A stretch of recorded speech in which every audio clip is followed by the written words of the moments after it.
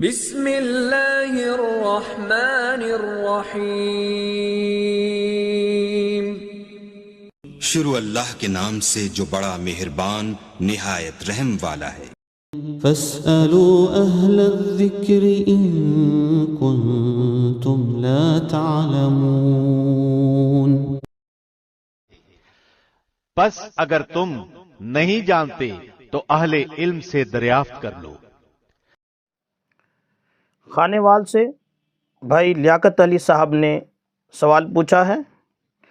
لکھتے مفتی صاحب، ہم آپ سے حق مہر کے حوالے سے کچھ سوالات پوچھنا چاہتے ہیں، مہربانی فرما کر ان کا جواب عنایت کریں۔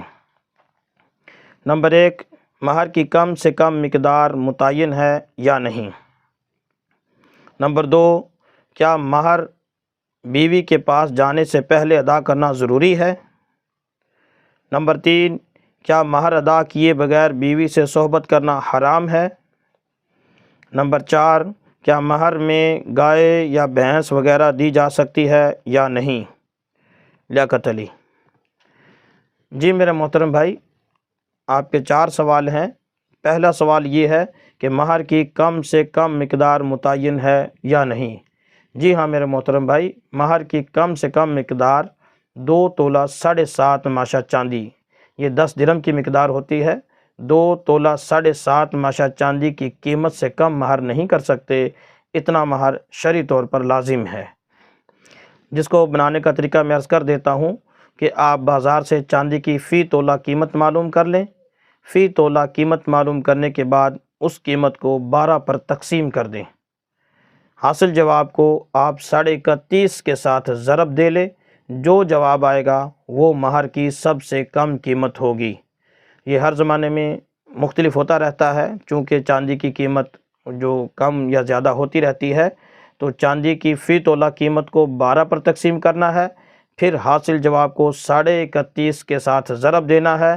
جو جواب آئے گا یہ مہر کی سب سے کم قیمت ہوگی، اس قیمت سے کم مہر نہیں رکھا جا سکتا۔ اس سے جو زیادہ ہے وہ عاقدین اپنی مرضی سے طے کر سکتے ہیں۔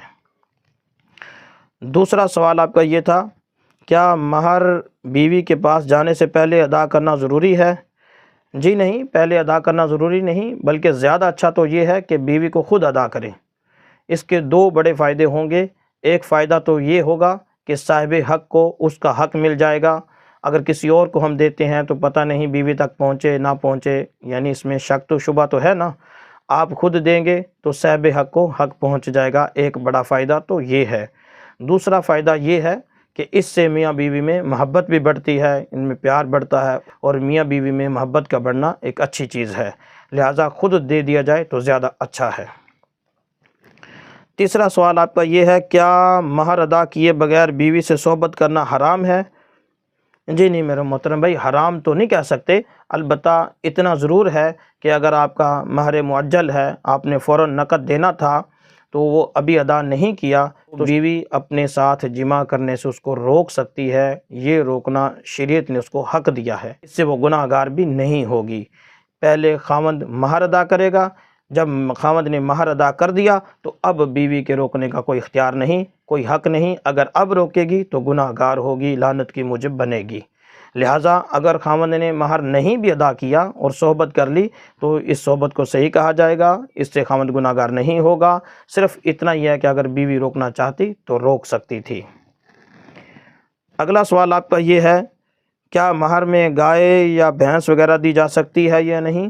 جی ہاں میرے محترم بھائی، مہر کا مال ہونا ضروری ہے۔ جو شے مال ہے وہ مہر میں ادا کی جا سکتی ہے۔ مہر میں نقد پیسے کا ہونا یہ ضروری نہیں ہے۔